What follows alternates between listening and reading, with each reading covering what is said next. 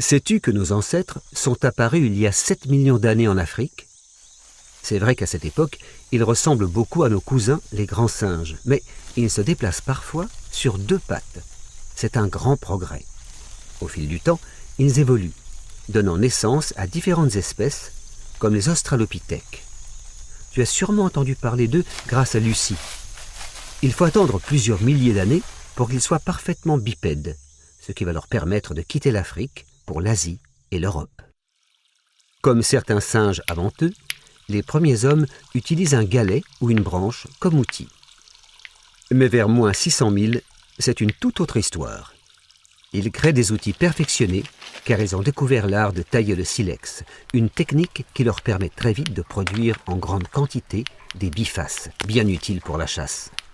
On en a retrouvé de nombreux exemplaires près d'Amiens et en région parisienne, à Levallois-Perret. Pour se nourrir, les hommes préhistoriques trouvent toutes sortes d'animaux, sangliers, cerfs, loups, lapins, oiseaux, poissons, mais aussi mammouths, ours et lions. Encore faut-il pouvoir les attraper. Les hommes, parfois accompagnés par les femmes, partent à la chasse. Il faut repérer le gibier, le poursuivre, puis lui tendre un piège. C'est fatigant.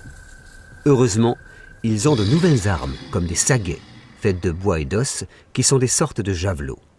Ils utilisent également des arcs et des flèches, mais il faut bien viser. Pour vivre mieux, il faut manger équilibré, 5 fruits et légumes par jour. C'est ce que font nos lointains cousins, car à la viande, ils ajoutent des fruits, des bulbes, des baies de toutes sortes. Si la cueillette a toujours existé, elle est désormais organisée. Ils sont nombreux à partir tôt le matin pour aller chercher des provisions. Parfois, ils grimpent aux arbres pour cueillir des fruits ou ils fouillent la terre pour trouver de délicieux tubercules. On pourrait croire que la grotte est le meilleur moyen de s'abriter, mais pas du tout. Il y fait sombre, humide et les ours peuvent y être installés. Les premiers hommes construisent des logements de fortune. Ils creusent des tunnels sous la terre qu'ils recouvrent de branchages. Ils se faufilent dans la faille d'une falaise ou d'un gros rocher. Plus tard, vers moins 400 000, ils fabriquent des tentes avec des peaux et des os d'animaux. Ils installent souvent leur campement sous roche à l'entrée de cavernes peu profondes. Voici enfin la grande invention de ce qu'on appelle Homo erectus, le feu. En frottant 2 pierres l'une contre l'autre, technique encore utilisée chez certaines peuplades et que tu peux expérimenter, ils produisent des étincelles, puis des flammes.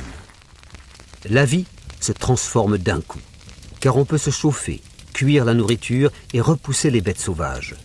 Le soir venu, on se réunit autour du foyer pour passer un moment ensemble.